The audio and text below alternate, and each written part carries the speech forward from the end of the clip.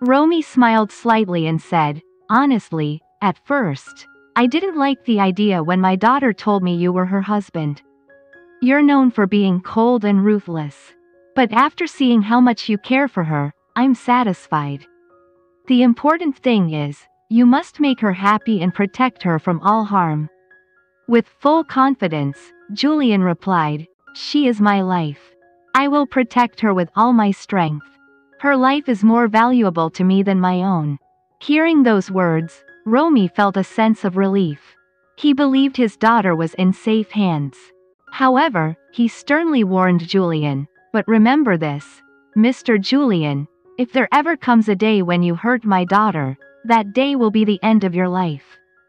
Julian smiled and assured him, "Don't worry, Mr. Romy. Your daughter is safe with me."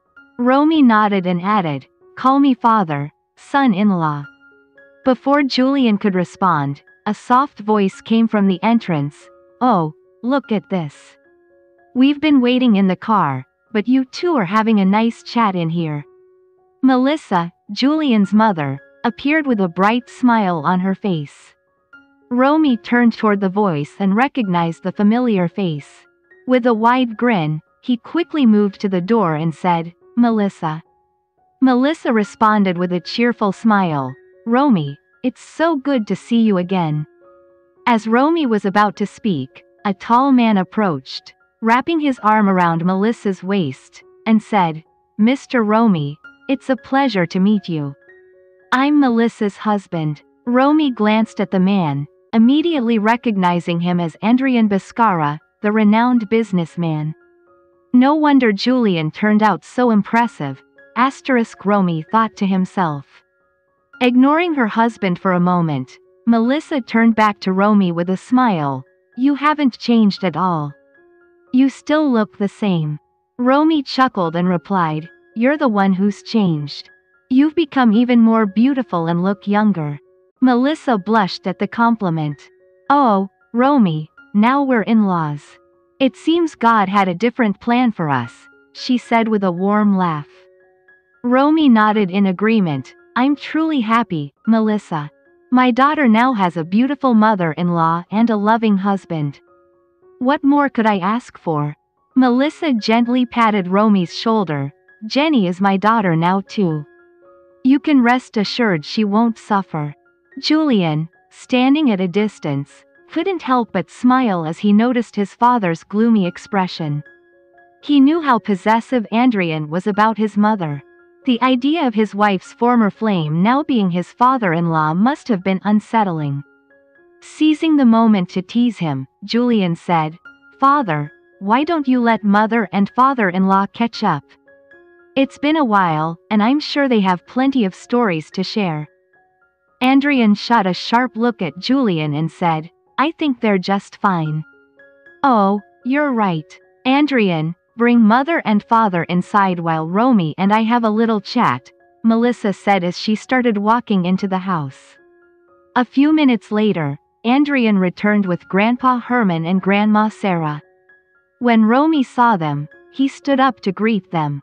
It was his first time meeting Julian's grandfather, Herman, and his wife, Sarah. Herman was one of the most respected figures in Surabaya, the founder of Bagatama Corporation. While the extended family was enjoying their time outside, Jenny was suffering inside. She couldn't stand the wait any longer and decided to leave her room. Aunt Linda tried to stop her, but Jenny dashed out. As she entered the living room, she was surprised to see everyone looking happy, except for ANDRIAN, who sat in the corner with a gloomy expression. What shocked her more was seeing her father and Julian getting along, smiling, and chatting warmly with the rest of the family. Jenny felt a mix of relief and disappointment. She was glad things were going well but also felt slightly ignored. No one had noticed her absence or bothered to call her out to join them. With a pout on her face, she turned to go back inside. Just as she was about to leave, Melissa noticed her and called out, "Ah, finally, there you are. Come, sit here next to me." Seeing his wife standing there alone, Julian quickly approached her. Jenny puffed her cheeks and rolled her eyes when she saw him coming. Julian raised an eyebrow, sensing that Jenny was upset about something. "Come on, sit here," he said, extending his hand. Jenny brushed off his hand and replied, "I can walk by myself." Julian gently held her hand. "You're my wife. You should stay by my side." Jenny pulled her hand away and said, "Oh, now you remember that I'm your wife?" Julian furrowed his brow, confused. "What's going on? Why are you mad?" Jenny ignored him and walked over to sit next to Melissa. She wasn't entirely sure why she was angry, but feeling overlooked by Julian had gotten under her skin. She sat quietly beside Melissa, while Julian returned to his seat, puzzled about how to resolve the situation. A few minutes later, Aunt Linda and several servants brought snacks and drinks into the living room. As everyone enjoyed the refreshments, Grandpa Herman suddenly said, "We can't expect these youngsters to handle everything themselves. Jenny deserves a grander wedding, something fitting for a true socialite.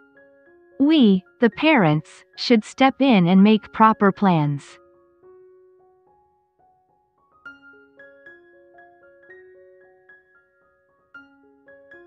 Thank you all. Have a nice day. Don't forget to like, comment, share and subscribe, so that the admin is more enthusiastic to provide entertainment for all of you. See you in the next video.